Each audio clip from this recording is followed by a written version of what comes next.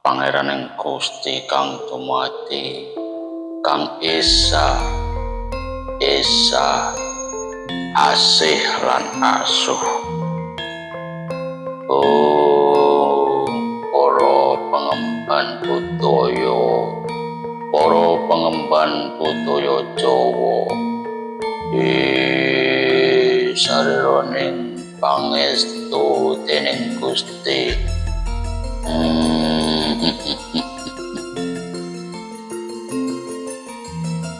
Ada apa Kakang? Gerangan kayak menyedihkan. Inilah cerita anak Jawa yang penuh dengan eka dengki dan amoralis, berbaur kisah raja dan benih kejujuran.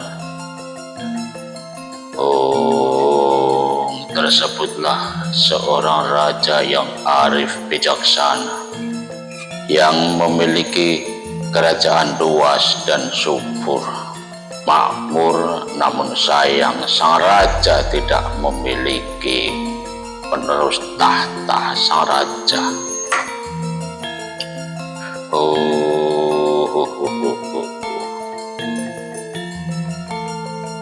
Namun demikian, ia memiliki ide bagaimana ia mencari penerus kerajaannya.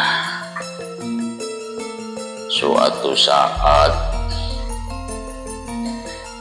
sang raja mengumpulkan para pemuda dan di kerajaan tersebut untuk melakukan sayembara guna memilih siapa yang terbaik di antara mereka guna menggantikan sang raja ketika beliau wafat. Sang raja kemudian berkata kepada para peserta yang mengikutinya sayembara ini, masing-masing akan diberikan bibit kacang tanah yang siap ditanam. Peserta bertugas menanam dan memelihara bibit tersebut dengan baik. Barang siapa yang bibitnya tumbuh paling baik, maka ia yang akan jadi pemenangnya. Itu kapan, Kakang? Dengarkan dulu. Waktu yang ditunggu pun tiba. Tepat 1 bulan dari waktu sayembara, semua peserta membawa tanaman kacang mereka, yang mana raja akan memeriksa setiap pohon kacang.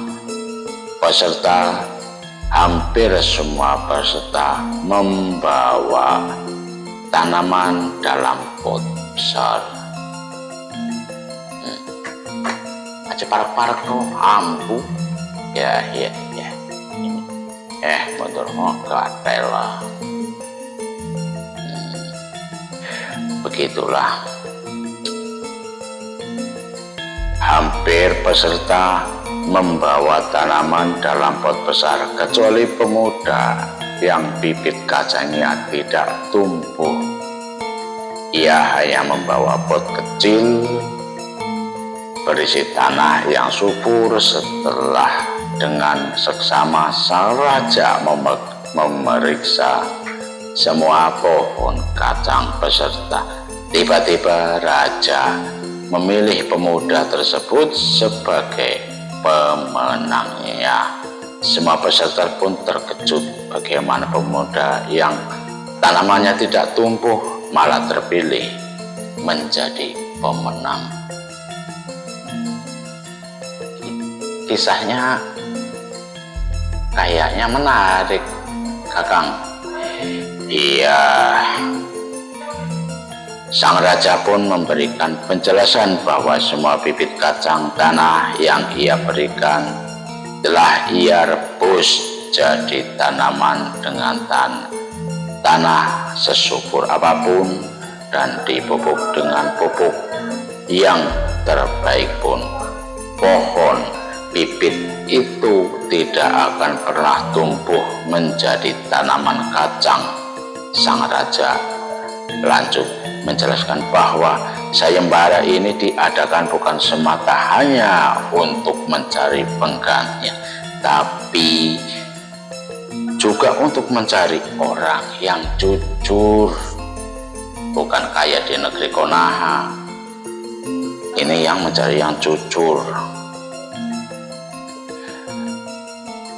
Nah, kerajaan hanya akan makmur bila dipimpin oleh orang yang jujur, sedangkan hampir dari kalian semua tidak jujur, dan hanya pemuda ini yang jujur dan pantas menjadi pewaris kerajaanku.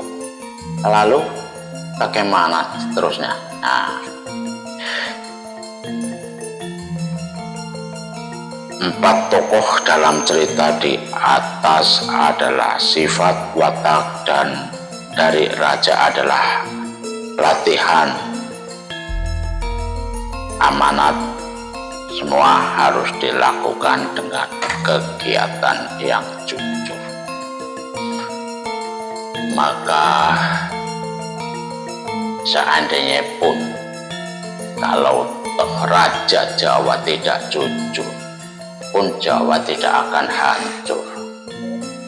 Dan sebaliknya, kalaupun jujur pun Jawa akan subur dan makmur. Itulah generasi raja-raja Jawa yang harus kita tanamkan kepada anak kita. Karena kejujuran untuk membela tanah airnya, tanah nenek moyangnya, hendaklah harus dikerjakan secara teliti, menghemat tenaga untuk rakyat yang tercinta ini, bukan mencari bibit-bibit yang tidak berkualitas dan dipaksakan untuk maju menjadi pemimpin-pemimpin sektor-sektor yang mereka tidak mengetahui, hanya berpikiran kepada kekuasaan, namun kosong dalam menangani segala sesuatu dan tidak mau mendengarkan inti nurani rakyat yang sedang gundah gulana mencari keadilan dan mencari perlindungan untuk suatu swakarsa negara rakyatlah yang berkuasa. Maka sang raja pun dengan sukarela setelah dia wafat menyerahkan kerajaannya kepada pemuda tersebut karena dia jujur memberikan pot yang bagus namun tidak tumbuh. Itu karena kacang sudah direbus. Nah, mungkin di tanah Jawa ini masih banyak tokoh-tokoh yang jujur, dan semua kejujuran itu akan tampak pada waktunya. Terima kasih atas kesediaan waktunya, karena kejujuran adalah segala bidang. Wassalamualaikum warahmatullahi wabarakatuh.